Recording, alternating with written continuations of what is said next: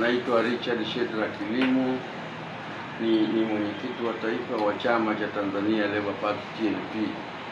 Wabunge wamepatikana na rais wa nchi amechaguliwa.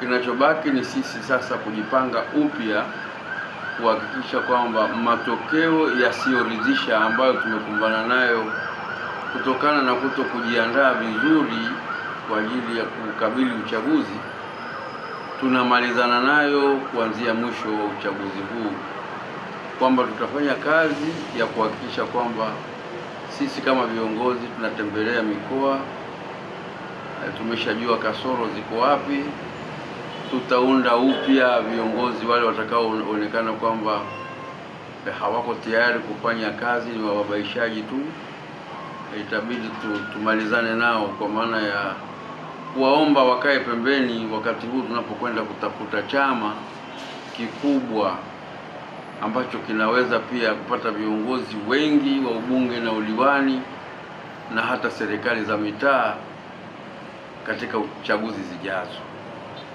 Kazi hii imeanzia kwa katibu mkuu, anaandaa barua sasa kwenda kwenye kila mkoa, na tunataka tuunde timu ambayo tutaiita ni task force ambayo tutaitafutia nguvu za kutembea mikoa kwa mkoa pamoja na sisi viongozi, ili tuweze kupata chama ambacho kitakuwa na vitendea kazi ambavyo ni vya chama, na kutoa semina mbalimbali za chama za ndani ya chama zitakazompa ujasiri wa mwana TLP kuwa asiwe muoga wakati anatekeleza kazi zake za kisiasa.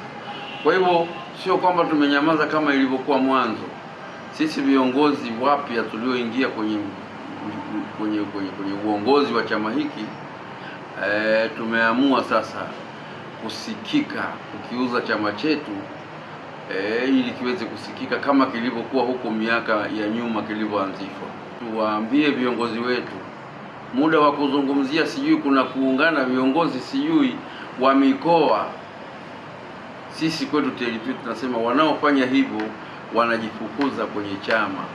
Maana kuna mikoa tumekwenda tumekuta kuna kitu wanaita umoja wa viongozi wa upinzani, umoja ambao sisi hatujauzungumza kama makao makuu, lakini kuna viongozi wa mkoa wameundana na wametengeneza kiongozi bila sisi makao makuu kuwaelekeza cha kufanya.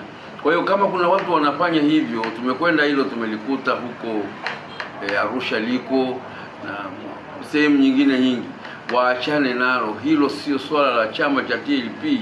Wanaoungana waungane, lakini sisi swala la kuungana na vyama vingine ni kwa namna gani tutaungana nao viongozi tutawaambia, lakini kwanza wasikilize sisi kwa sasa nini tunataka. Tunachotaka ni wao wajenge chama chao, sio kuungana vyama ambavyo hata hivyo vyama wenyewe wanavyoungana navyo havimo huko mikoani. Kwa hiyo waendelee kutusikiliza, wajenge chama chao, pale wanapokwama watuambie tuende au tutume mtu au tufanye nini. Hayo ni malengo yetu ya safari tunayotaka kuianza, na pia tunapambana na vitendea kazi. Tutahitaji kuwa na bendera na kadi na katiba za chama. Kwa hiyo wakiona tuko kimya wajue ndio tuko kwenye maandalizi hayo ya kutengeneza hivyo vitu.